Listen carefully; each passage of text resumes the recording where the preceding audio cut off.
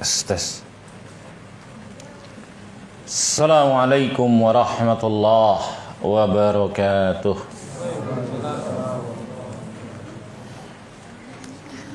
Innal hamdalillah nahmaduhu wa nasta'inuhu wa nastaghfiruh wa na'udzu billahi min shururi anfusina wa min sayyiati a'malina. Man yahdihillahu fala mudilla lahu wa man yudlil fala hadiya lahu. Asyhadu an la ilaha illallah wahdahu la syarika lahu wa ashhadu anna Muhammadan abduhu wa rasuluh sallallahu alaihi wa ala alihi wa ashabihi wa man tabi'ahum bi ihsanin ila yaumiddin. Usini wa iyyakum bi taqwallah kama qala tabaraka wa ta'ala fi kitabihil karim. Ya ayyuhalladzina amanu taqullaha haqqa tuqatih wa la tamutunna illa wa antum muslimun. Ya ayyuhan nasu taqu rabbakumul ladzi khalaqakum min nafsin wahidah wa khalaqa minha zawjaha wa batha minhuma rijalan katsiran wa nisaa'a. Wattaqullaha alladzi tasaaluna bihi wal arham innallaha kana 'alaikum raqiba. Ya ayyuhalladzina amanu taqullaha wa qulu qawlan sadida yuslih lakum a'malakum wa yaghfir lakum dhunubakum wa may yuti'illaha wa rasulahu faqad faza fawzan 'azima. Amma ba'du fa inna asdaqal hadithi kitabullah wa khairal hadyi hadyu Muhammadin sallallahu alaihi wa alihi wa sallam wa syarral umuri muhdatsatuha wa kullu muhdatsatin bid'ah wa kullu bid'atin dhalalah wa kullu dhalalatin finnar. Ma'asyiral muslimin rahimani wa rahimakumullah, ikhwani wa akhwati fillah, a'azzani Allah wa iyyakum jami'an. Alhamdulillah, segala puji hanyalah milik Allah Subhanahu wa ta'ala, dan mari kita terus berusaha memujinya, menyanjungnya, membasahi lisan-lisan kita dengan kalimat-kalimat thayyibah yang berisi pujian dan sanjungan kepada Allah Subhanahu wa ta'ala, karena hanya Allah lah zat yang sempurna dalam seluruh sisi-sisinya, dalam perbuatan-perbuatannya, putusan-keputusannya, hukum-hukumnya, takdirnya. Dan tidak ada kezaliman sedikit pun kepada hamba-hambanya, beredar di antara pemberiannya, karunia-Nya begitu banyak kepada hamba-hambanya, atau keadilannya, kebijaksanaannya kepada hamba-hambanya. Sempurna dalam nama-nama dan sifat-sifatnya. Walillahil asmaul husna, sehingga segala puji hanyalah milik Allah, hanyalah haknya Allah Subhanahu wa ta'ala.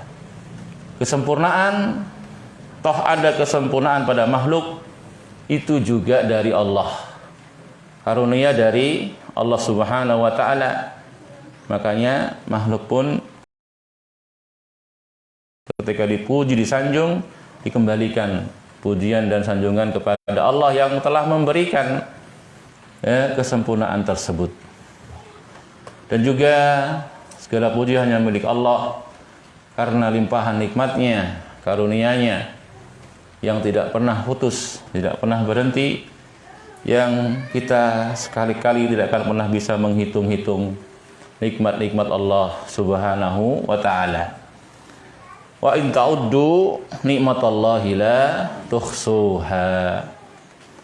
Allah Subhanahu wa taala Maha menerima taubat hamba-hambanya, Maha pengasih, Maha pengampun, Maha penyayang.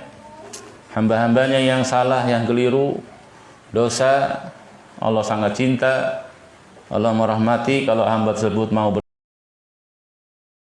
beristighfar dan bertobat kepada Allah Subhanahu wa taala. Sangat mudah ya bagi Allah Subhanahu wa taala rahmatnya kepada hamba-hambanya untuk menghapus akan dosa dan kesalahannya. Dosa apapun, sebesar apapun. Ya. Adapun ketika hamba berbuat kebajikan, berbuat kebaikan sedikit saja, kalau itu tulus ikhlas dan mencontoh mengikuti Rasulullah, Allah lipat gandakan pahalanya, ganjarannya, ya, dengan lipat ganda yang itu begitu banyak, begitu besar, dan itu semuanya melazimi, mengharuskan segala puji hanyalah milik Allah Subhanahu wa taala. Dan hendaknya pujian dan sanjungan kita kepada Allah juga itu berdasar kepada hati yang penuh cinta, penuh pengagungan dan pemuliaan kepada Allah Subhanahu wa taala, munculnya memang dari hati yang tulus, yang ikhlas, bukan sekedar pemanis bibir. Bukan cuma ucapan lisan. Karena karunia yang begitu banyak dari Allah Subhanahu wa taala kepada kita, itu sebenarnya tidak usah berdalil-dalil kita bawakan, secara fitrah sudah mengajak kita untuk mencintai Allah Subhanahu wa taala, untuk memuliakannya dan mengagungkannya. Sebagaimana sering mungkin di majelis ini kita sampaikan, kalau ada kita punya teman suka bantu, suka menolong dan seterusnya, kita banyak hutang jasa kepadanya, apalagi dia juga akhlaknya mulia, akan muncul kecintaan kepadanya. Ya, langsung tabiat sudah. Malu kita untuk menyelisihi teman tersebut. Bagaimana lagi dengan karunia dan nikmat-nikmat Allah Subhanahu wa taala. Karena apa yang dibantu, ditolong teman tadi kepada kita itu sebenarnya sangat-sangat terbatas. Tidak bisa dibanding dengan nikmat dan karunia Allah Subhanahu wa taala. Dan marilah kita seluruhnya berusaha semaksimal mungkin untuk tidak menyia-nyiakan nikmat-nikmat dan karunia Allah Subhanahu wa taala. Apalagi menggunakannya dalam dosa dan maksiat, dalam hal yang dibenci, dimurkai oleh Allah Subhanahu wa taala. Tidak boleh menyia-nyiakan nikmat. Bahkan hendaknya kita gunakan, kita habiskan dalam hal yang dicintai dan diridhai oleh Allah Subhanahu wa taala. Alhamdulillah, di pagi yang berbarokah ini atau menjelang siang sudahan, Allah Subhanahu wa taala mengizinkan kepada kita seluruhnya untuk kembali bisa duduk bermajelis bersama. Sekian lama kita libur utlah, alhamdulillah pagi ini kita bisa kembali bermajelis untuk melanjutkan taklim kita, membaca kitab Syarhu Masailil Jahiliyah, penjelasan tentang perkara-perkara jahiliyah yang kitab aslinya Masail Jahiliyah disusun oleh Fadilatul Syekh Al-Mujaddid Al-Imam Syekhul Islam Muhammad bin Abdul Wahhab rahimahullah ta'ala. Sedangkan sarahnya oleh Fadilatul Syekh Dr. Saleh Ibn Fauzan Ibn Abdillah Al-Fauzan, ya, hafizahullahu ta'ala. Alhamdulillah, kita telah bahas, telah baca, telah banyak ngambil faidah dari kitab tersebut, dari taklim-taklim kita yang lalu.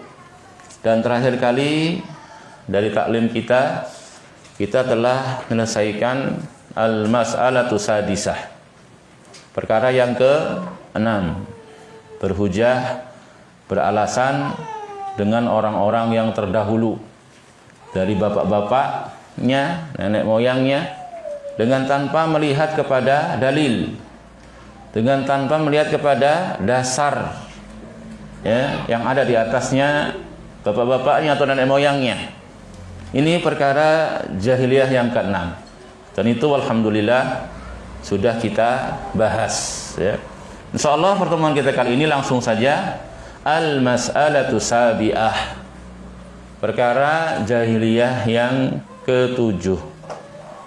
Al-istidlal bima alaihi ahlul quwah bi annahu huwal haq. Termasuk perangai jahiliyah yang diselisihi Rasulullah SAW.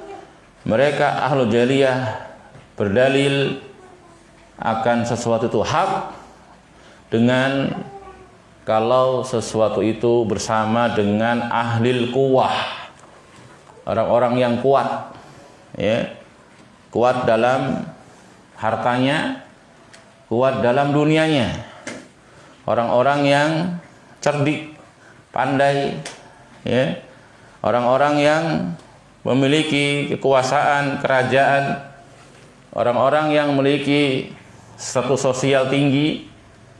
Orang jahiliyah berdalil, inilah orang-orang yang bersama mereka kebenaran. Adapun orang-orang yang rendah, ya, miskin, fakir, nggak punya pangkat, nggak punya kedudukan, maka itu ahli batil. Ini cara timbang ahli jahiliyah. Ini cara berpikirnya ahli jahiliyah yang telah diselisih Rasulullah sallallahu alaihi wa alihi wasallam. Dalam kitab aslinya Syekhul Islam Al-Mujaddid Syekh Muhammad Ibn Abdul Wahhab At-Tamimi rahimahullah menyatakan al-istidlal biqaumin, mereka ahli jahiliyah berdalil akan kebenaran dengan kaum uqtuquan fil afham wal a'mal. Kaum-kaum yang diberi kekuatan fil afham, dalam pemahaman ya, bahasa kita orang-orang intelek, orang-orang yang cerdas, jenius, yang gelarnya banyak, pasti benar itu. Masa salah sih, dia kan profesor doktor loh gitu. Dia kan lulusan gitu ya. Atau wal a'mal, orang-orang yang kuat fisiknya ya, giat, semangat dalam urusan dunia, sukses di dalamnya ya. Wa fil mulki, misalkan dia punya kekuasaan, dia punya kerajaan, punya jabatan, itu mesti hak. Wal mal, atau dia punya harta ya. Wal jah, atau punya kedudukan, status sosial yang tinggi, kalangan bangsawan, kalangan nikrat ya. Ini yang dijadikan patokan kebenaran oleh ahlul jahiliyah ya. Sekali lagi, dulu kita sudah pelajari mukadimah kitab ini. Kita belajar seperti ini, mengetahui kebatilan-kebatilan bukan untuk diamalkan, tapi untuk dijauhi. Karena banyak sekali manusia yang nggak mengerti patokan kebenaran, akhirnya apa? Terjerumus dalam kesalahan-kesalahan yang bukan patokan, ukuran, neraca kebenaran dijadikan sebagai ukuran. Semisal apa yang sudah kita sebutkan tadi. Kemudian syekhnya melanjutkan penjelasannya, faraddallahu dzalika biqaulihi ta'ala, maka Allah bantah itu ahlul jahiliyah. Cara mengukur kebenaran seperti yang sudah kita sebutkan tadi, Allah bantah biqaulihi ta'ala, dengan firman-Nya. Yang pertama dibawakan surat Al-Ahqaf ayat yang ke-26. Allah mengatakan walaqad makkannahum fima immakkannakum fih. Sungguh kami telah mengokohkan mereka. Maksudnya orang-orang dahulu yang Allah siksa, Allah hukum, Allah azab ya. dari kaum-kaum yang dahulu mengingkari para rasul, durhaka kepada para rasul dengan berbagai macam bentuk azab dan siksa. Sebagaimana makruf dalam sejarah, ada yang dilanda banjir, ya, ada yang disambar petir, ya, ada yang ditenggelamkan ke bumi, ada yang negerinya diangkat ke langit sampai terdengar lolongan anjingnya dari penduduk langit, dibalik jatuhkan lagi ke bumi sampai ambles, lempar dengan batu dari neraka jahanam. Ada yang ditenggelamkan ke laut dan seterusnya. Ya. Lihat itu mereka. Mereka itu bukan orang-orang yang rendahan secara dunia. Mereka orang-orang yang apa? Masya Allah, dalam kekuatan fisiknya, bangunannya, kerajaannya, hartanya. Tapi apa mereka di atas kebenaran? Apa mereka di atas jalan yang hak? Jawabannya tidak. Makanya jangan sekali-kali menjadikan ukuran kebenaran bersama orang-orang yang semisal itu. Kebenaran tidak diukur dengan banyaknya harta. Kebenaran tidak diukur dengan pangkat yang tinggi, gelar yang banyak. Tidak diukur dengan jabatan, dengan status sosial, dengan nasab. Ya, dia darah biru, bangsawan. Lah, kebenaran diukur dengan kecocokan, kesesuaian dengan apa yang telah Allah turunkan dari wahyunya. Itu, ya. Jadi walaqad makkannahum fima immakkannakum fih. Sungguh kami telah mengokohkan orang-orang dahulu. Maksudnya Allah beri keluasan dalam urusan dunia, sebagaimana kami pun telah memberikan kepada kalian. Cuman kalian lalai malahan, ya. Kalian malah terlena. Kalian malah tertipu ketika Allah beri kekuatan-kekuatan tersebut. Kemampuan dunia tadi. Zaman dulu kaum Ad, kaum Samud itu Masya Allah, gunung-gunung itu mereka pahat. Nggak pakai alat berat. Badannya itu raksasa-raksasa dipahatnya jadi bangunan-bangunan yang megah, yang tinggi, bahkan sampai sekarang masih ada bekas-bekasnya. Ya, ada itu kalau salah sebagian travel umroh, jalan-jalannya itu diantaranya kan ke tempat-tempat seperti itu. Lihat sisa-sisa kehebatan dulu kaum Ad, kaum Samud. Gunung, antum tahu sendiri gunung itu, ya. Kalau kita sekarang pakai bulldozer, ya. Pakai alat berat, mereka pakai badannya, fisiknya. Jadi bangunan-bangunan yang megah, kokoh, tinggi, batu-batuan itu jadi rumah. Ya, Masya Allah. Sampai mereka tertipu dengan kekuatannya. Wa ma'adun fastakbaru. Adapun kaum Ad, mereka sombong, mereka pongah. Wa qalu, mereka mengatakan man asaddu minna quwwah. Siapa yang lebih kuat dari kita? Terperdaya dengan kekuatannya.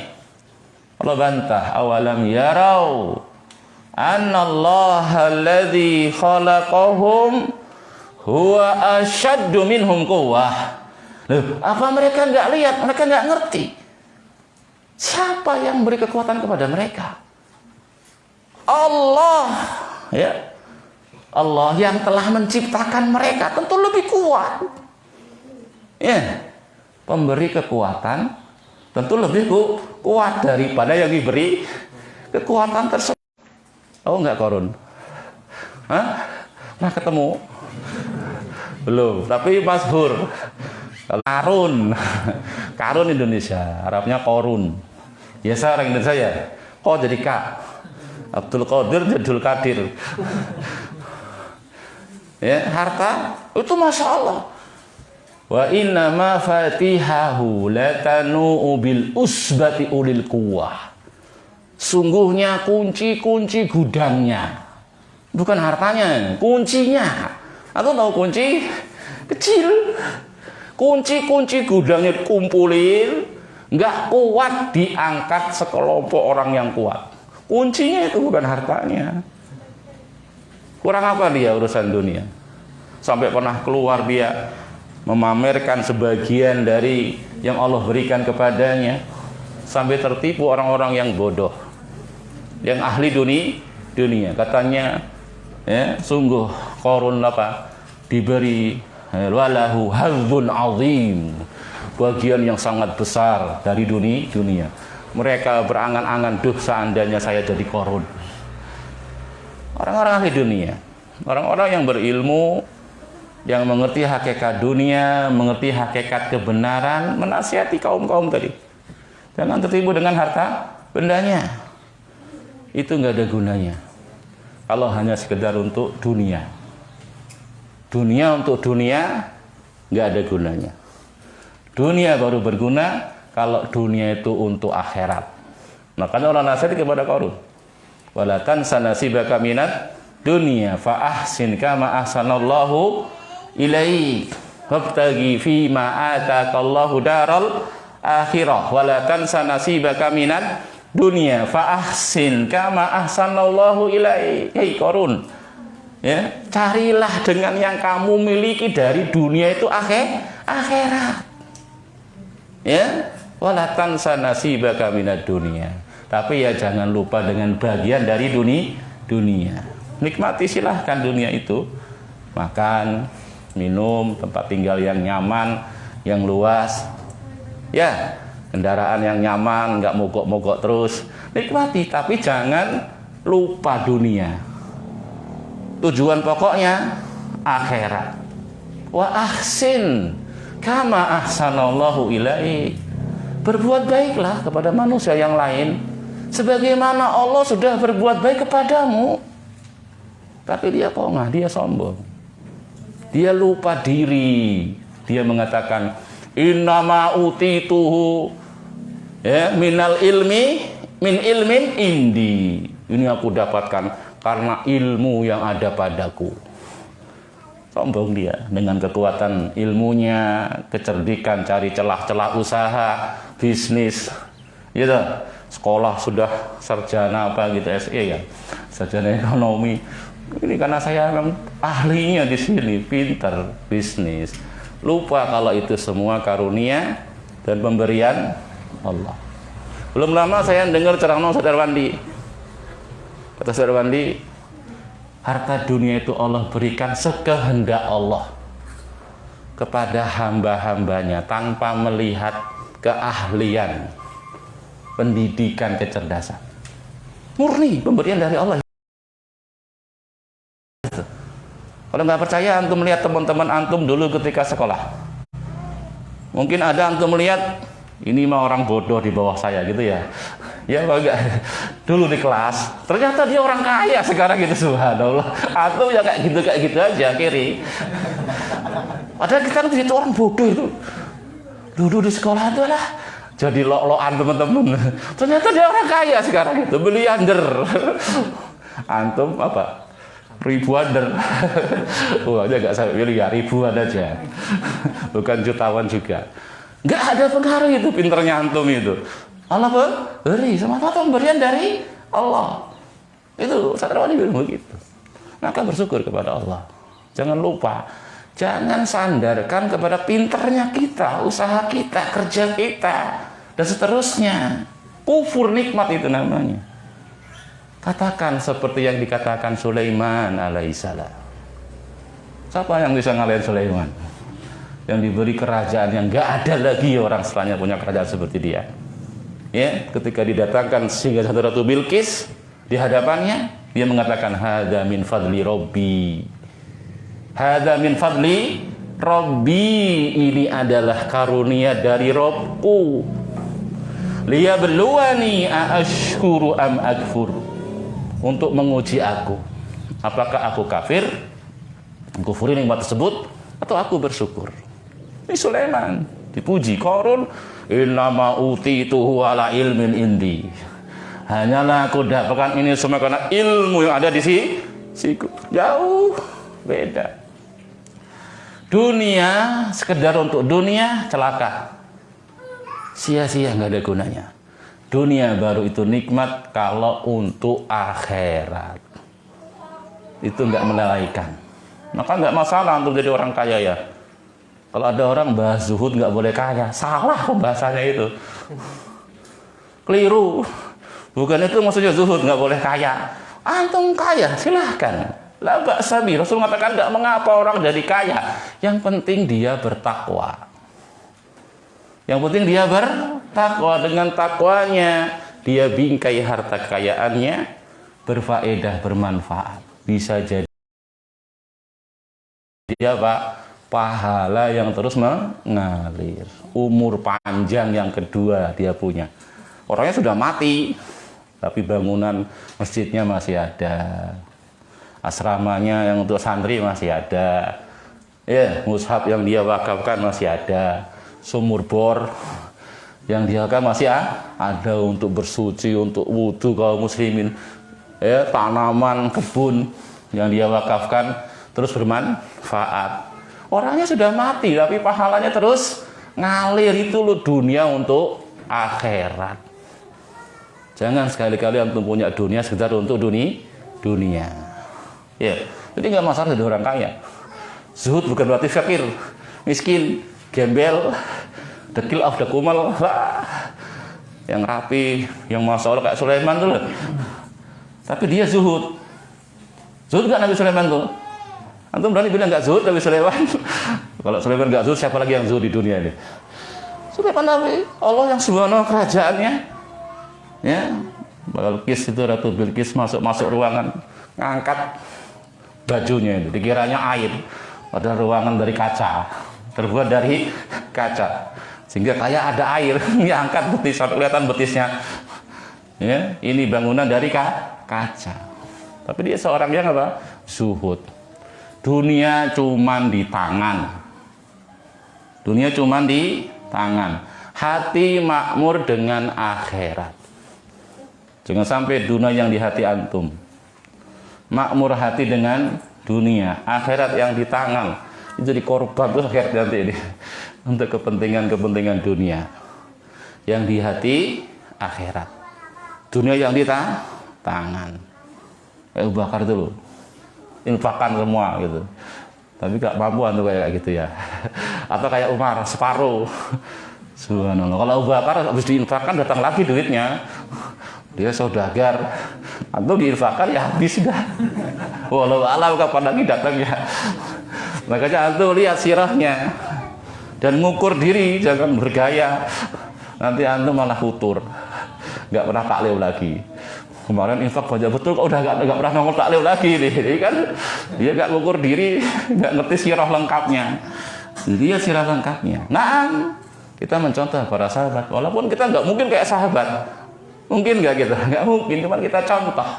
Kita berusaha maksimal, kita bisa sambil terus istighfar dan taubat kepada Allah akan kekurangan kecacatan yang banyak masih ada pada diri kita. Baik. Nah, ahlul jahiliyah menjadikan orang-orang yang jago-jago urusan dunia itu sebagai ukuran kebenaran. Itu batil. Itu tidak benar. Ya. Kemudian yang kedua surat Al-Baqarah. Ayat 89 dibawakan oleh syekhnya dalam matannya, wa kanu min qablu yastaftihuna 'alal ladzina kafaru. Dan adalah mereka sebelum itu berharap kemenangan atas orang-orang kafir. Yang dimaksudkan di sini adalah orang-orang Yahudi. Orang-orang Yahudi kalau kita baca sirah yang tinggal di kota Madinah atau di sekitar kota Madinah ketika Rasul hijrah, ya, ada Bani Quraidah, ya, ada Bani Nadir, ada Bani Qunaiqah. Antum baca sirah itu? Itu mereka dulu sebelum datangnya Rasulullah berperang juga sama suku Aus, suku Khazraj. Ya, kan ada dua suku besar tuh ya, Aus sama Khazraj. Ini orang-orang Ansor, cikal bakal orang-orang Ansor. Dan di sekitar mereka ada orang-orang Yahudi. Zaman jahiliyah belum ada Rasulullah SAW, belum diutus. Nah, mereka itu orang Yahudi kalau perang sama orang-orang Ansor tadi, suku Aus itu, suku Khazraj sebelum jadi orang Ansor, itu mereka sering ngomong, awas, nanti akan muncul nabi akhir zaman. Ada dalam Taurat, ada dalam Injil. Nanti kalau sudah muncul, kita akan beriman kepada nabi tersebut, dan kita akan perangi kalian, dan kita pasti menang. Loh, ngapa? Bersama kita nabi, mesti ditolong sama Allah, mesti dimenangkan. Ngomongnya gitu lisannya. Begitu datang rasulnya ini, ya bukan dari kelompoknya, bukan dari golongannya, bukan dari Bani Israel, tapi dari Bani Ismail. Kalau mereka kan ahli kitab kan Bani Israel. Nanti baca Quran kan ya Bani Israel banyak betul kan?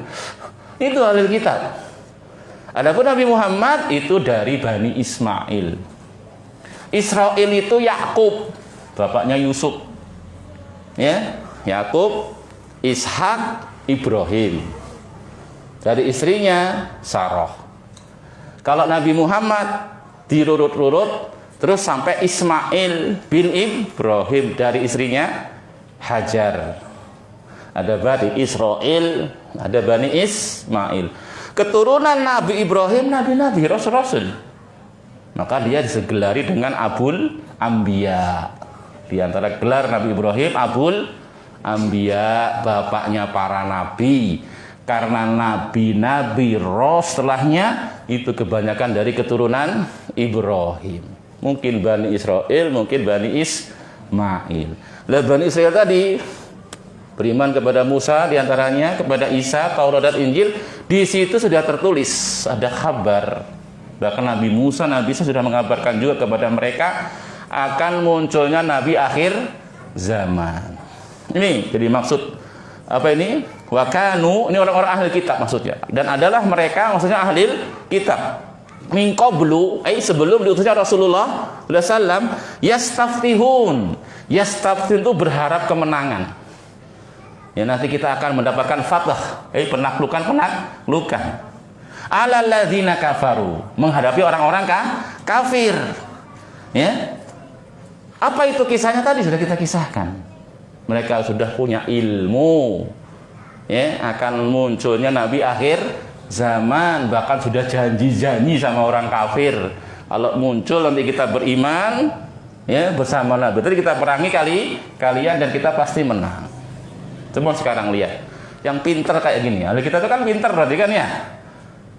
Pinter apa nggak pinter ahli kitab itu? Di awal mula dulu pembahasan, mereka itu dikasih nama gelar ahli kitab. Itu menunjukkan mereka punya ilmu. Tapi sayang, tidak setiap orang yang berilmu mengamalkan ilmunya. Kalau antum berdalil kebenaran itu bersama orang yang cerdas, jenius, orang Yahudi berarti. Apa mereka di atas kebenaran? Tidak. Ya, itu yang dimaksudkan sama Syekh tadi kan ya. Ahlul jahiliyah berdalil suatu itu benar bersama orang-orang yang kuat. Mungkin kuat hartanya dari ya. Mungkin kuat kekuasaannya, mungkin kuat otaknya, kecerdasannya. Jenius dia, pinter dia, juara dan seterusnya. Tapi itu bukan patokan kebenaran. Tidak harus orang yang jenius, pinter itu mesti di atas kebenaran. Ahlul kalam, tahu ahlul kalam? Filsafat. Filsafat ahlul kalam itu orang-orang yang menuhankan akal. Ya, kalau bicara itu akalnya masya Allah. Orang-orang cerdas sebetulnya. Cuman mereka menuhankan, mendahulukan akalnya daripada wahyu. Diberi kecerdasan sebenarnya. Ya, diberi EQ ya, yang tinggi, cuman nggak jadi patokan. Nggak jadi patokan kebenaran. Kalau kita lihat berapa banyak orang pinter, ya mungkin kita pernah lihat sendiri, bahkan mungkin teman dekat kita, lain syirik, subhanallah. Padahal dia tuh pinter sebenarnya. Makanya nggak bisa jadi patokan. Barang siapa yang menjadikan kecerdasan, kejeniusan sebagai patokan kebenaran, dia salah, dia keliru. Padanya, ya. Falamma ja'ahum ma arafu kafaru bih. Lanjutan tadi kisahnya. Tak kala datang kepada mereka, siapa yang datang ini? Domir huwa nih, mustatir ya. Lama ja'ahum, kemana ini domir huwanya ini? Yang tadi dia janji-janjikan dulu sama orang kafir itu. Rasul akhir zaman Muhammad SAW kafaru bih. Loh, malah mereka kafiri, malah mereka ingkari.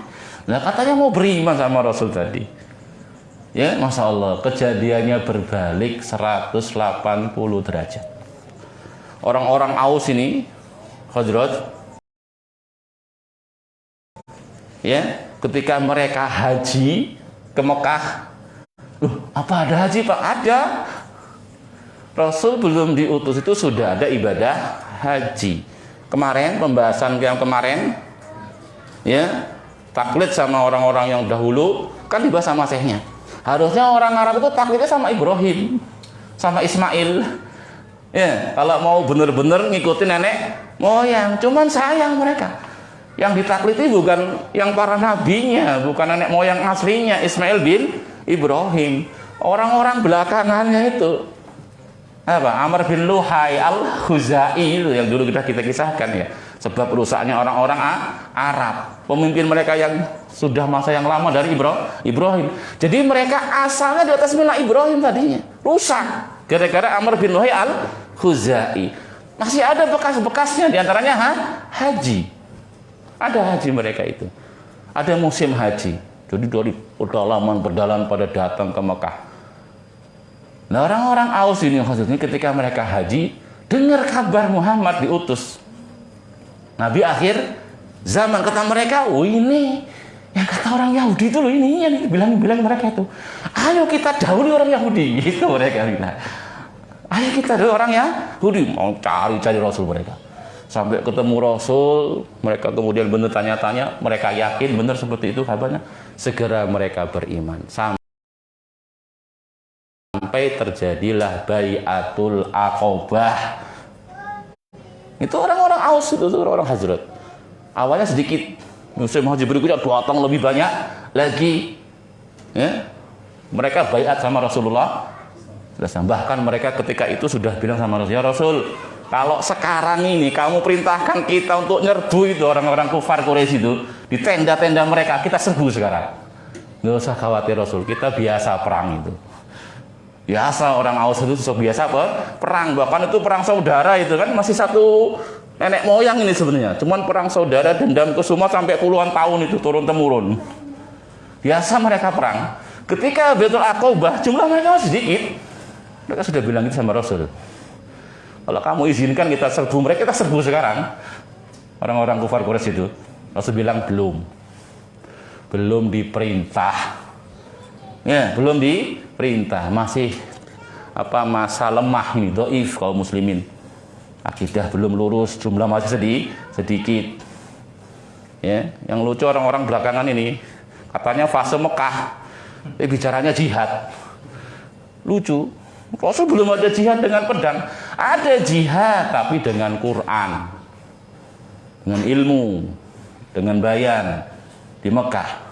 Wajahidhum bihi jihadan kabiro. Perangi mereka dengan jihad yang besar, bihi bil Quran. Dalam ahli tafsir, bukan dengan pedang. Belum diizinkan. Mereka sudah siap itu padahal. Itu orang-orang Aus. Duluan masuk Islam. Begitu orang Yahudi tahu, pertama sudah bukan dari kabilahnya, bukan dari golongannya. Kedua sudah kedahuluan. Wah, nambah mereka. Kafaru, mereka ingkari yang sudah mereka janjikan tadi. Kemudian surat Al-Baqarah 146. Ya'rifunahu kama ya'rifuna abna'ahum. Orang-orang ahli kitab itu mengenal Rasulullah SAW, pengenalan seperti mereka kenal anak-anak mereka sendiri. Ya, siapa yang paling ngerti tentang anak-anak kita? Ya kita, bapaknya. Orang lain ya wallahu a'lam. Nih wataknya anak saya 10 misalnya. Yang ini gini, yang ini gini. Kita paling kenal betul kan, gitu kan? Tabiatnya, wataknya. Orang Yahudi itu Allah umpamakan kenalnya mereka dengan Rasulullah Muhammad SAW Nabi akhir zaman seperti kenalnya mereka dengan anak-anak mereka sendiri. Mereka berilmu, mereka cerdas, mereka pinter. Tapi apa mereka di atas kebenaran? Tidak. Maka jangan jadikan orang yang cerdas, pinter patokan ukuran kebenaran. Kayak tadi Abdul Kalam. Itu profesor doktor itu kebanyakan sendiri. Ya, bukan cuma dosen, rektor kadang-kadang mungkin lihat jabatannya itu. Tahu nggak rektor? Apa nggak tahu? Subhanallah. Pimpinannya guru-guru yang di mahasiswa kan namanya rektor ya, Mas ya. Dekan itu ya. Ada dekan, ada rektor gitu ya. Kepala sekolahnya. Orang-orang yang gelarnya panjang. Ya, mereka sudah haji juga. Haji nempel. Profesor nempel, doktor nempel. Mungkin LC masih nempel juga, MA-nya masih nempel, karena kan itu sudah lewat. Panjang betul. Apalagi ke sekolah lagi, ada riset baru lagi, ngambah panjang yang mumet baca mungkin gelarnya, nggak ngerti bacanya mungkin. Tapi dilihat nggak ada atas sunnah. Tidak ada sunnah. Bahkan penyuruh-penyuruh kebatilan, doa ila abwabi jahannam, bahkan kadang-kadang seperti itu. Walaupun ini nggak bisa kita mutlakan ya, nggak bisa kita mutlakan. Cuman kalau kita lihat itu kan begitu. Kebanyakannya kecerdasannya menipu dia, sombong, pongah, bangga dengan apa yang dia sudah ada di atasnya, gengsi kalau berubah. Lagi yang bawa kebenaran antum-antum kayak gini nggak punya gelar.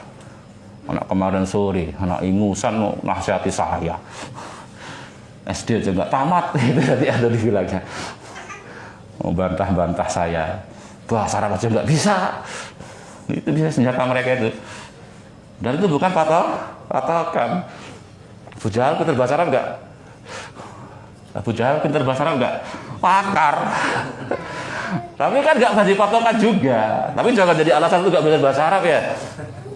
Apa belajar bahasa juga nggak jaminan gitu? Nggak begitu. Tempatkan pada tempatnya. Ya.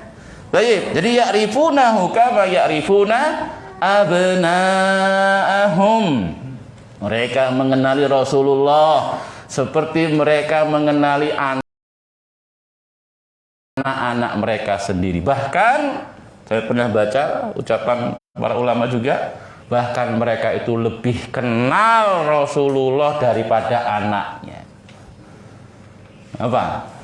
Kalau anaknya itu nggak kenal, kecuali sudah lahir, sudah tumbuh besar bersama antum baru kenal. Kalau mereka itu Rasul belum diutus, sudah kenal. Oh, sifat-sifatnya begini. Lihat itu Heraklius, ya Heraklius, Kaisar Romawi. Ketika sampai surat Rasulullah SAW kepadanya, diajak masuk Islam. Dia seorang yang cerdik, pandai, baca kitab Taurat, baca kitab Injil. Dipanggil itu Abu Sufyan kan, tolong panggilkan orang yang dari daerah Rasul ini diutus. Qadarullah, di situ Abu Sufyan sedang berniaga. Panggil itu, ditanya-tanya tentang Rasul Muhammad SAW ini. Bagaimana pengikutnya? Tambah banyak apa tambah sedikit? Tambah banyak. Apa yang dia serukan? Bagaimana kondisi pengikutnya? Orang-orang bangsawan besar apa orang-orang miskin, fakir? Semua jawaban dari Abu Sufyan yang dia jujur, kita itu nggak bisa bohong. Ya, apa? Demikianlah sifat Rasul dan orang mengikutinya. Paham dia di Taurat dan Injil itu. Belum muncul Rasulnya itu sudah ngerti, sudah paham. Sehingga sebagian mengatakan mereka lebih ngerti Muhammad daripada anaknya sendiri. Tapi bersama itu tidak ada faedah ilmu tersebut. Sampai nanti ikhwah, kalau kita baca lagi itu ya, bagian yang berikutnya nanti dari perkara jahiliyah itu, termasuk perkara jahiliyah iktida bifasaqatil ulama. Termasuk perkara jahiliyah yang diikuti apa? Ulama-ulama yang fasik. Pinter ya. Pokoknya kalau bicara hadis dia itu pakarnya, jurusannya hadis loh sampai jadi profesor. Tapi dia nggak di atas kebenaran. Dia bolak-balik itu. Ya, makna-makna hadis, lafaz-lafaznya diarahkan kalau dia inginkan. Malah kita ngelawan dia debat yang nggak mungkin menang. Kita AIU aja masih salah. Ya, sifat huruf pasien salah. Dia udah pakar. Begitu. Itu yang kadang diikuti. ulama-ulama yang fasik. Ulama-ulama yang di situ ada hubu dunia, hubu riasah, ya, pinter, tapi itu membelain kesesatan.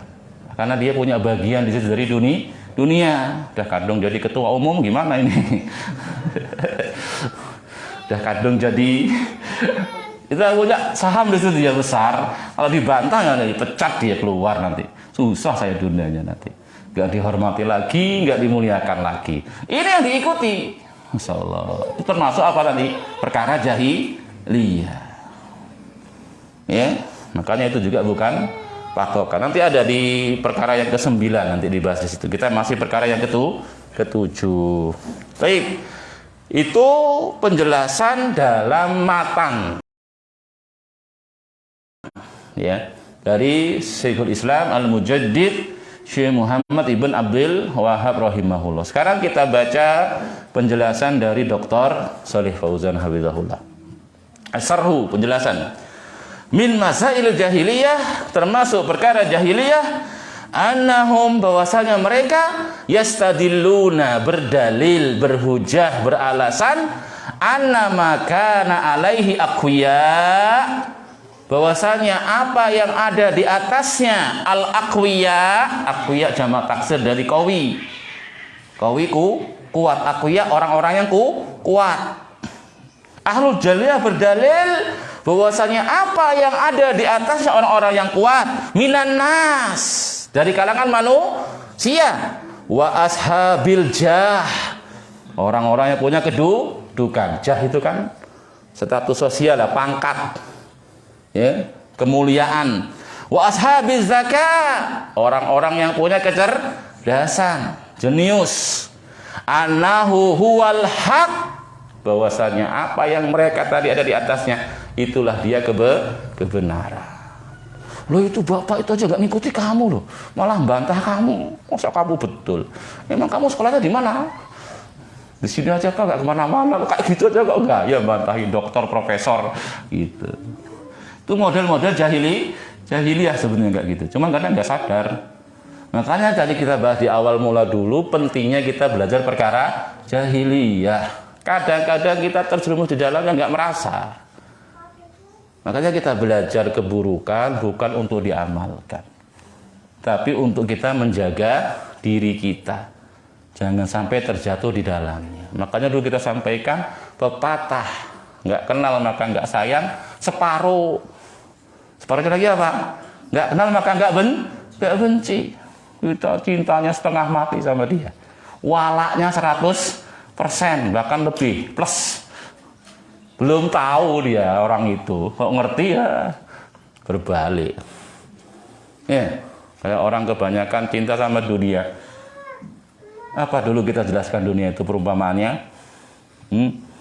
Wanita tua renta masuk salon, pakai semua yang imitasi, keluar dari salon orang yang bodoh, wah masya Allah ini cantiknya, langsung kepincut. Kerja keras dia, dapat duit banyak, ngelamar ini langsung. Padahal tahu cuman lohir. Baru dia teriak-teriak ampun-ampun ketika malam pertama. Waduh, ternyata palsu semua. Itu ahli dunia. Ya kalau cuman gitu masalahnya mudah. Besok nikah lagi dia. Kalau itu di malam pertama di kuburan, jadi apa antum? Baru sadar itu loh, dunia itu ternyata nipu. Malam pertama di kuburan baru tahu loh, itu hartanya nggak dibawa, kekuasaannya nggak dibawa. Nggak ada yang mau setia nemeni dia di kuburan. Siapa?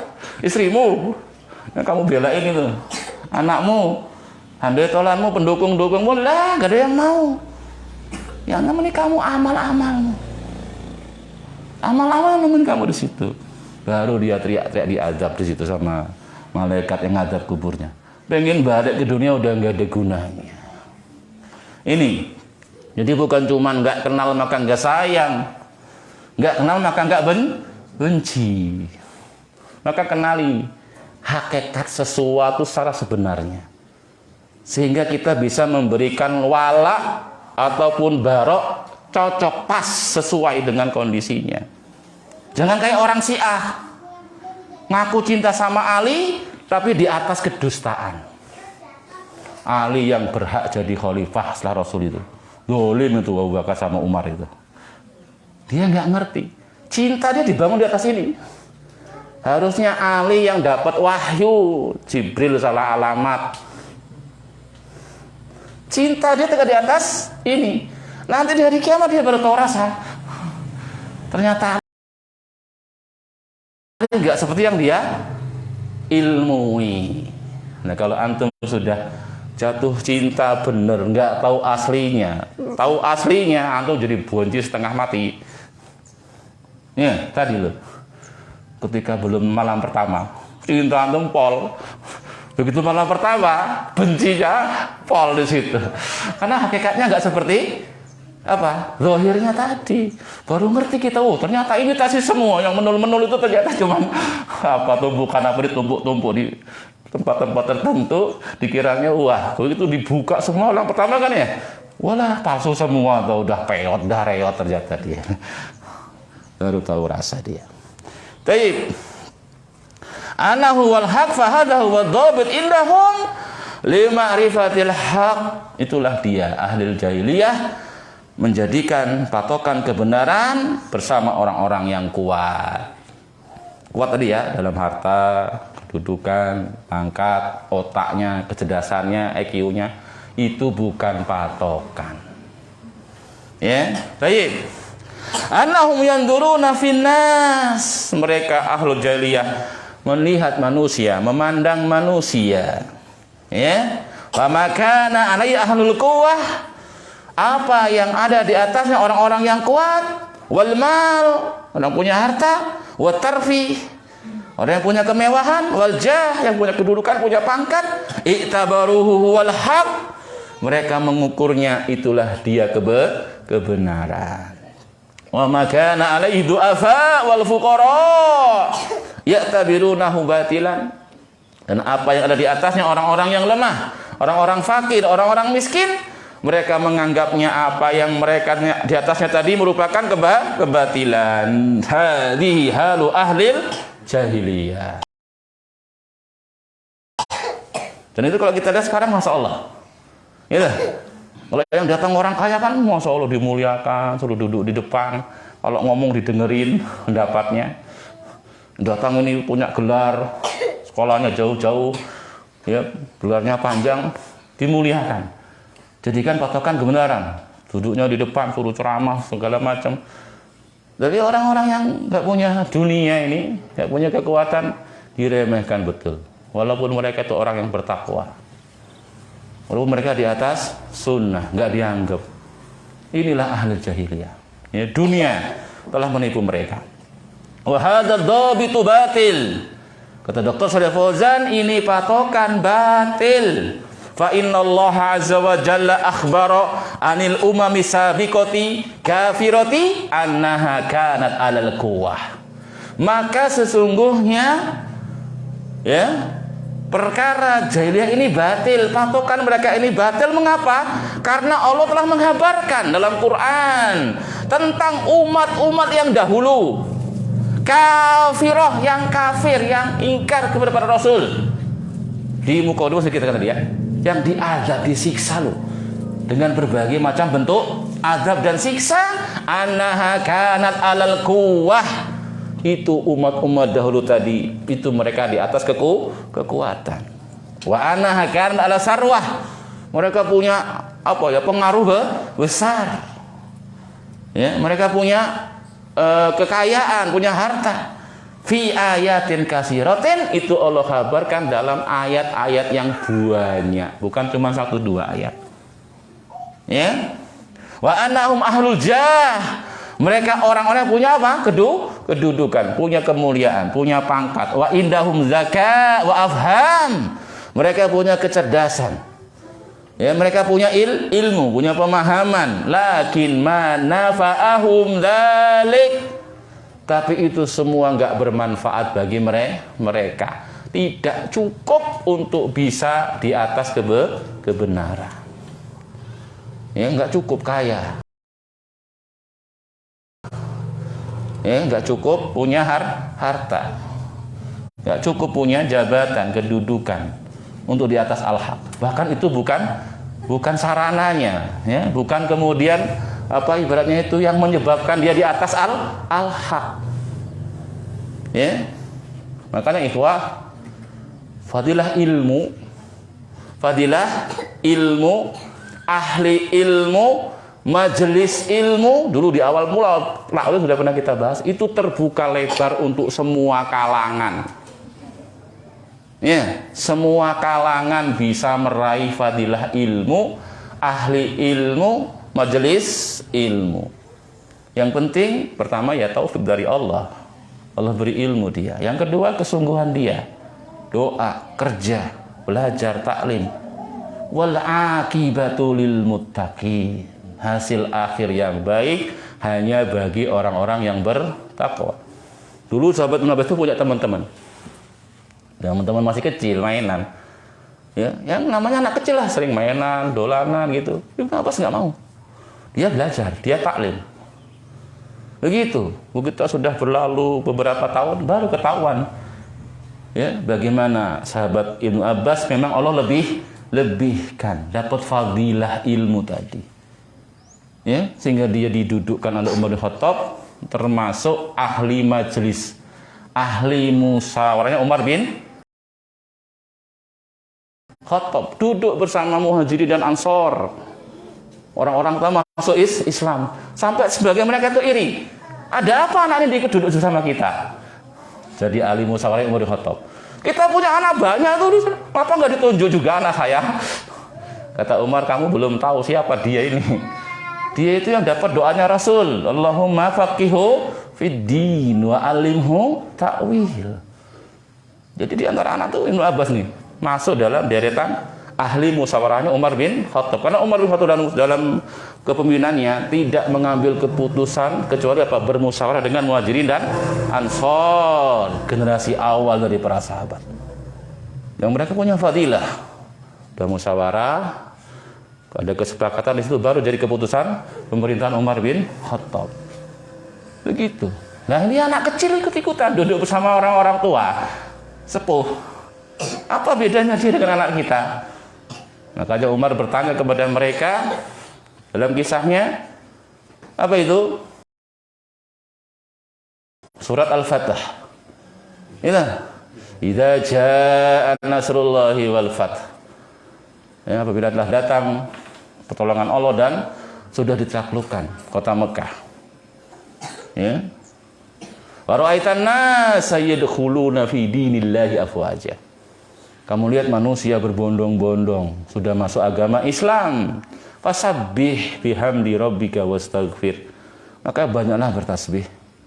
Banyak istighfar. Innahu kana tawwaba. Sungguh Allah adalah zat yang maha menerima taubat. Ayo, apa penafsiran ayat ini? Kebanyakan hari majelis yang tua-tua mengatakan, ya itu sudah jaya Islam itu. Sudah masuk Islam, banyak orang. Kemudian kita banyak-banyak bersyukur, bertasbih, bertahmid. Begitu kebanyakan mereka. Umar berkata, sekarang dengar pendapat ini. Ibnu Abbas yang masih kecil. Bagaimana nak tentang ayat ini? Kata dia, itu dalil isyarat telah dekatnya ajal Rasulullah. Loh, sampai begitu dia ternyata memahaminya itu. Mendalam. Kok bisa begitu lah? Iya. Kalau sudah tersampaikan Islam, ya, sudah disampaikan risalah, sudah dinasihati umat, sudah bersungguh-sungguh manusia masuk Islam, apalagi mati, wafat Rasulullah SAW. Enggak. Dan ini masalah penafsiran ini kan tidak sebagaimana umumnya yang cuma memahami zahirnya ayat. Dia bisa lebih mendalam. Dari situ mereka mengerti. Ya, jadi kebenaran, masya Allah. Ya, tidak bersama, tidak harus ya, bukan mesti ya. Bisa jadi orang itu sudah kaya ya di atas hak juga, cuman kan sedikit bisa kayak gitu ya. Udah pintar, jenius, memang di atas kebenaran, cuman seringnya orang-orang yang ahli dunia itu tertipu, terperdaya dengan kepintarannya, kecerdasannya, dengan hartanya, dengan jabatannya, dengan pangkatnya. Begitu biasanya mereka terperdaya, maka nggak bisa jadi patokan kebenaran. Ya. Baik, jadi tidak bermanfaat bagi mereka kedudukan, kekuatan dari dunianya. Ya, tadi saya tambahkan tadi ya. Jadi kemuliaan ilmu, ahli ilmu, majelis ilmu itu terbuka lebar. Nggak harus punya duit, nggak harus ganteng, nggak harus badannya kuat, nggak harus berpangkat, ya, nggak harus kemudian darah biru dan seterusnya, nggak harus.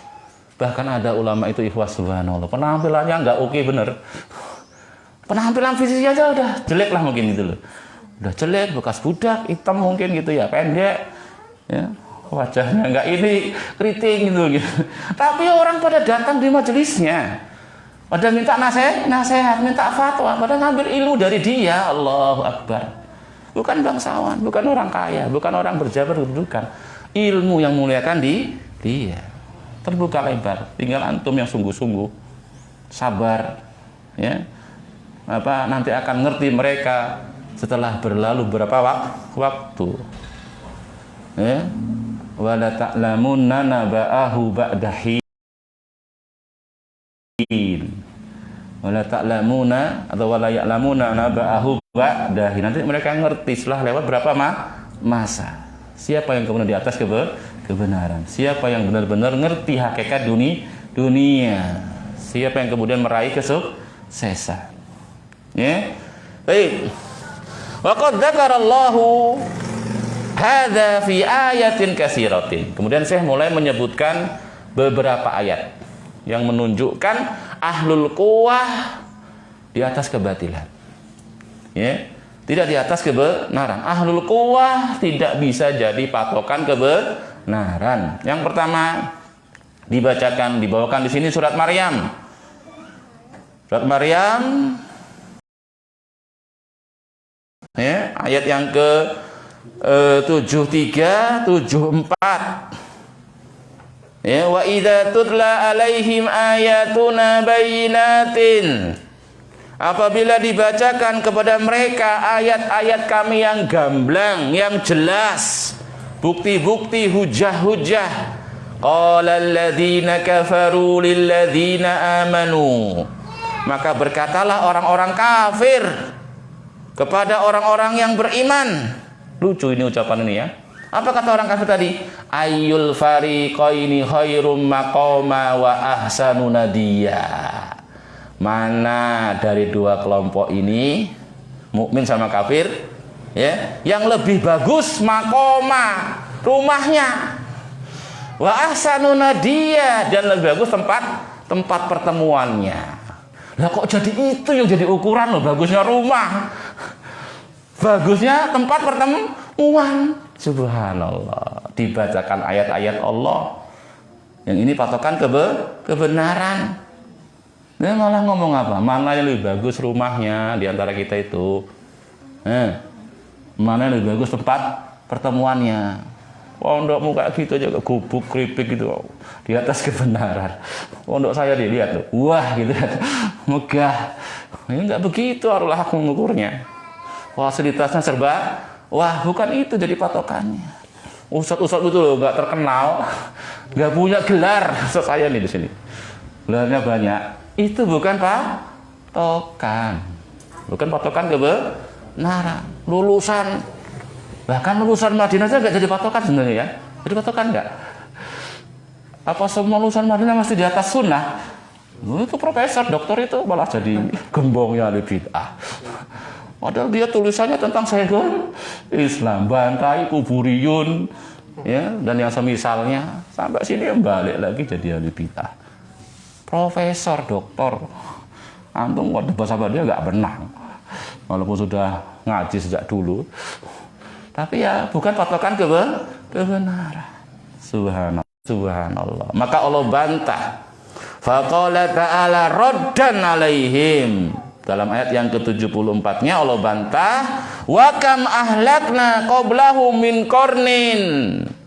Kata Allah, betapa banyak kaum-kaum generasi yang dahulu yang kami hancurkan, kami binasakan. Hum ahsanu asasa wa ri'ya. Mereka itu lebih bagus, ya, lebih indah bekas rumah tangganya, lebih sedap dipandang mata, tapi Allah hancurkan. Antum sekarang mungkin punya villa, gitu. Orang sekarang punya villa, bagus apa? Belum ada apa-apain dengan kaum Ad itu. Kaum Samud, villamu dari apa? Dari batu bata, dia gunung loh dipahat. Tapi Allah binasakan, Allah hancurkan. Orang bangga dengan kekuatan tubuhnya kadang, ya, kebagusan tubuhnya. Orang sebelum kamu lebih hebat lagi. Bahkan Korun itu ya, yang sudah kita tadi. Itu kalau antum baca ayatnya itu, Allah sudah peringatkan. Yang sebelum dia itu ternyata ada yang lebih hebat lagi masalah mengumpulkan hartanya. Masih nggak ada apanya Korun itu, tapi Allah binasa juga. Yang Korun yang sudah kunci gudangnya tadi diangkat sekelompok orang yang kuat, itu ternyata Allah katakan apa? Yang sebelum dia lebih banyak mengumpulkan harta daripada dia. Itu juga Allah binasakan, Allah hancurkan. Ya, begitu. Ya, jadi nggak jadi ukuran bagusnya bekakas rumah tangga, bagusnya rumah, bagusnya tempat pertemuan, lebih asri, sedap dipandang. Itu nggak jadi ukuran kebenaran. Tapi jangan disalahpahami. Berarti yang benar itu yang jelek-jelek, yang dekil, yang nggak keurus, pondoknya enggak, banyak sampah sana sini. Nggak begitu. Kita dudukkan pada tempatnya. Alul haq bukan kemudian tadi dekil, ya kumel, ya apa namanya itu tembel-tembel bajunya. Nggak harus begitu juga. Ya, kita sudah berpenampilan jamil. Innallaha jamilun yuhibbul jamal. Silakan makan, silakan minum, silakan kaya. Ya cuma jangan berlebihan, makanan jangan berlebihan, kaya jangan melalaikan, takwa. Tapi diiringi dengan ketakwaan, dengan ilmu-ilmu syar'i, begitu. Baik. Kemudian yang berikutnya dibawakan surat Fatir ayat 44. Awalam yasiru fil ardi fayanduru kaifa kana akibatul ladina min qablihim. Apakah mereka tidak berjalan di muka bumi? Fayandurun, kemudian melihat kaifa kana akibatul ladina min qablihim.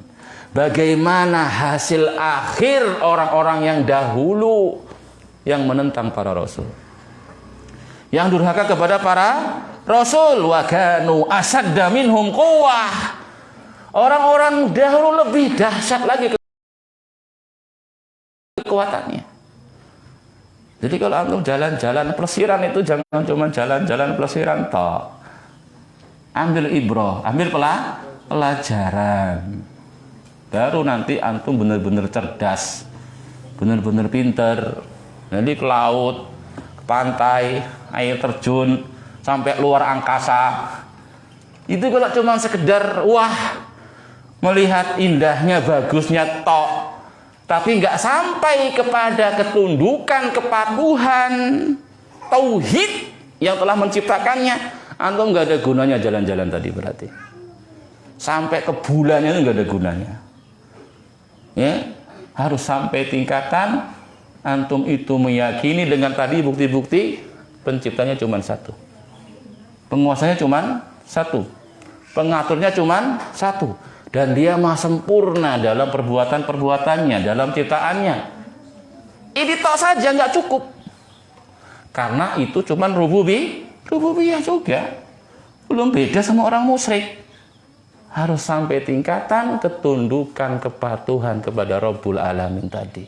Itu baru berfaedah jalan-jalan antum. Masya Allah ya, tari terjun ini maha suci Allah subhanahu wa ta'ala. Benar-benar Allah satu-satunya yang berat diibadahi. Ya, ke laut, lihat dasar laut, nyelam. Masya Allah keindahan dasar laut. Jangan cuma sampai situ, tapi nggak sholat. Pelesirannya gimana? Katanya tadabbur alam, tapi kok sampai nggak sholat? Sampai sana malah maksiat, zina, lah kepiye? Nggak begitu. Kalau itu jalan-jalan nggak nambah bikin kamu taat, nggak nambah kamu mengenali Rabbmu sehingga bertambah pula tauhidmu, nggak ada gunanya jalan-jalan itu tadi. Kok sampai bulan katanya nggak ada gunanya. Itu yang disebut pinter tadi, jenius. Tapi apa ini? Pinter, jenius tapi apa ini? Bodoh. Nggak nyampe hakikat ilmu loh. Cuman kenalnya zahir. Ya'lamuna zahiram minal hayati dunia. Mereka cuma ngerti yang zahir dari amal, dari dunia ini. Wahum bil akhirati ghafilun. Mereka lalai dari akhirat. Lusiran sampai luar negeri, sampai Eropa, Masjid Nabawi, Masjidil Haram nggak pernah ada agenda. Haji umroh nggak pernah, subhanallah. Ditanya, Pak, sudah buat paspor? Oh, dari kecil saya udah punya paspor, Mas. Sering jalan-jalan sebabnya dia.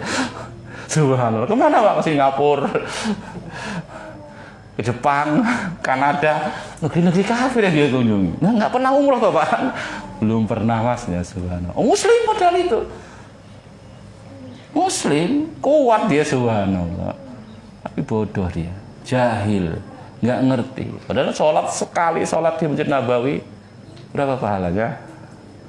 Antum sholat subuh sekali di Masjid Nabawi, berapa pahalanya? 1000 kali sholat. Antum sholat di sini subuh 1000 kali, butuh berapa tahun? 2 tahun setengah lebih. Sudah 2 tahun setengah tahun di sini sholat subuhnya. Ini berapa tahun sudah wujud ini? Antum tak tahu sudah berapa tahun? Antum belum nyampe itu, butuh waktu lama. Cuman Masjid Nabawi sekali sholat, antum butuh waktu bertahun untuk nyamainya. Sampai 1000 kali sholat. Apalagi Masjidil Haram, sekali sholat 100.000. Walah, keburu mate antum. Makanya rugi betul orang itu. Punya duit, kesempatan nggak mau umroh loh, nggak ada agenda umroh. Masjid Nabawi, Masjidil Haram, ibadah di sana, subhanallah.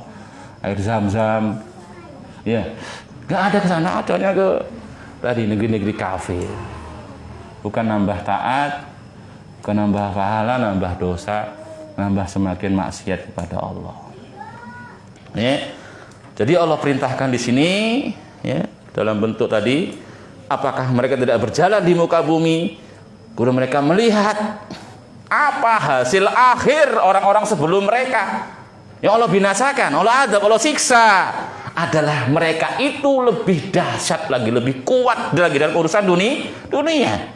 Wa ma kana Allahu liyu'jizahu min shay'in fis samawati wala fil ar, dan tidak ada satupun yang bisa melemahkan Allah, baik yang di langit maupun yang di bumi. Kekuatan apapun, kaum Ad itu, kaum Samud habis semuanya. Bahkan cuman dengan satu teriakan. Kaum Ad, kaum Samud itu dengan satu teriakan udah mati bergelimpangan. Kayak pangkal-pangkal pohon kurma yang tumbang. Ya, sambar geledek mereka, mati semuanya. Yang nantang-nantang tadi itu, man asaddu minna quwwah. Siapa yang lebih kuat dari kita? Allah jawab, awalam yarau, tidakkah mereka melihat annallah, bahwasanya Allah alladzi khalaqahum, yang menciptakan mereka, yang memberikan kekuatan kepada mereka, asaddu minhum quwwah, tentunya lebih kuat, lebih dahsyat lagi. Tapi mereka tadi tertipu, lalai, dan mereka bukan patokan kebenaran. Innahu kana aliman qadira.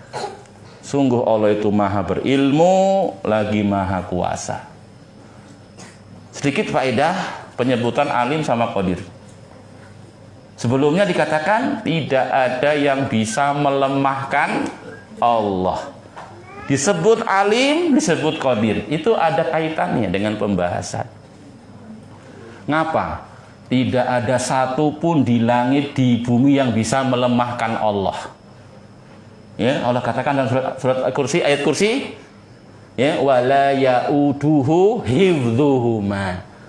Allah nggak pernah capek, nggak pernah letih ngurusi keduanya, langit dan bumi.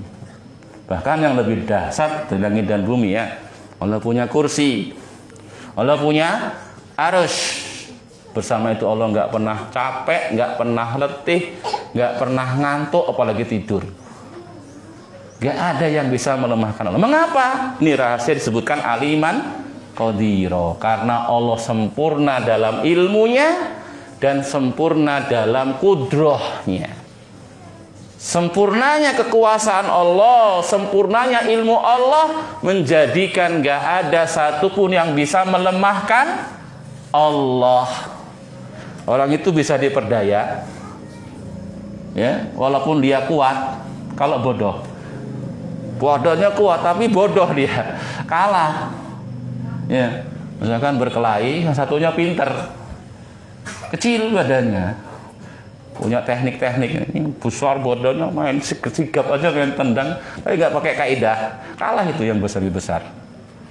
Ya, jadi kalau orang itu cuman punya kekuatan saja, ilmunya nggak ada, bisa dilemahkan. Punya ilmu nggak punya kekuatan juga bisa dilemahkan. Apalagi nggak punya ilmu nggak punya kekuatan, walah paling lemahnya orang. Tapi kalau orang ilmunya luas, kekuatan dia punya, tangguh dia ibaratnya.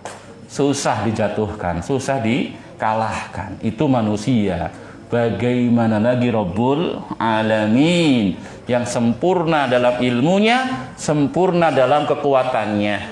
Bergabung disebutkan satu lafaz gandengan, innahu kana aliman qadira, diperoleh dari itu kesempurnaan di atas kesempurnaan.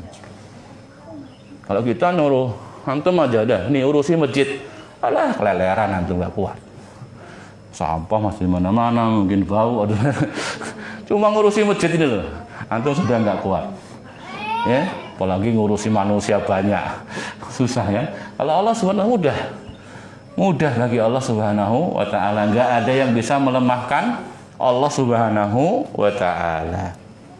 Kemudian surat Qaf ayat 36. Wa kam ahlakna qablahum min qarnin hum asyaddu minhum batsya. Betapa banyak kami telah binasakan generasi sebelum mereka. Ya, maksudnya ini kan khitab sama orang-orang kufar Quraisy ya. Ini khitab yang diajak bicara orang kufar Quraisy. Ya, betapa banyak orang-orang kufar Quraisy, orang-orang sebelum kalian yang mereka lebih dahsyat, lebih kuat dalam urusan dunia. Enggak faedah bagi mereka, enggak manfaat bagi mereka dunia tadi. Bukan patokan mereka di atas kebenaran. Allah habisi, Allah binasakan. Allah hancurkan karena kekufurannya. Kemudian yang terakhir surat Al-An'am ayat yang ke-6. Ya. Awalam yarau kam ahlakna min qablihim min qarnin makkannahum fil ardi ma lam numakkil lakum. Tidakkah mereka melihat betapa banyak yang kami binasakan dari generasi-generasi umat-umat yang dahulu sebelum mereka? Mereka itu kami kokohkan di bumi ini tidak sebagaimana kami mengokohkan kalian. Maksudnya yang dulu lebih dahsyat, lebih kuat. Ya. Wa arsalna sama alaihi midrara. Kami turunkan dari langit air hujan yang deras. Wa ja'alna lahum anhara. Kami jadikan bagi mereka sungai-sungai tajri min tahtihim yang mengalir di bawah mereka. Fa ahlaknahum bidunubihim. Bersama itu kami binasakan mereka akibat dosa-dosa mereka. Wa ansa'na min ba'dihim qarnan akharin, dan kami ganti setelah kebinasaan mereka kaum yang lain, generasi yang lain. Mudah bagi Allah Subhanahu wa ta'ala. Ya ayyuhan nas antumul fuqara'u ilallah. Wahai manusia, kalian semua itu fakir kepada Allah, miskin kepada Allah. Ya. Wallahu huwal ghaniyul hamid. Allah yang maha terpuji, Allah yang maha kaya. Iya sa'yulhibkum wa ya'ti bi khalqin jadid. Dan sangat mudah bagi Allah menghilangkan kalian semuanya. Kalian enggak mau taat, kalian fasik, kalian musyrik, kalian kafir seterusnya. Mudah bagi Allah menghilangkan kalian, kemudian diganti generasi yang lain yang mau tunduk, mau patuh, mau taat kepada Allah Subhanahu wa ta'ala. May yartadda min dinikum fasawfa ya'tillahu biqaumin yuhibbuhum wa yuhibbunah. Siapa yang murtad dari agamanya, Allah akan gantikan dengan kaum yang lain yang mereka dicintai oleh Allah, yang mereka mencintai Allah. Kemurtadanmu, baliknya kamu ke belakang setelah kenal petunjuk, kenal sunnah, gak ada sedikit pun pengaruh bagi Allah Subhanahu wa ta'ala. Kalian sendiri yang rugi. Udah Allah ganti sama yang lain. Maka bersyukur kepada Allah. Minta sabar, kekokohan ketika Allah sudah pilih antum dalam barisan Ahlus Sunnah. Sebagai apapun antum ya. Gak harus jadi ustadz ya. Bagian tukang ngajak-ajak orang ngaji, bagian dana, tak masalah. Tapi antum di bagian Ahlus Sunnah, jangan berbalik ke belakang. Antum berbalik ke belakang, sedikit pun nggak mudoroti Allah. Allah Maha Kaya, Allah Maha Terpuji. Antum sendiri yang rugi dan mudah bagi Allah mendatangkan kaum yang lain ganti dari posisi antum tadi. Baik. Mungkin ini yang bisa kita sampaikan. Udah azan apa tadi ya? Gak kerasa sampai zuhur ini. Semoga bermanfaat. Lebih dan kurangnya saya mohon maaf.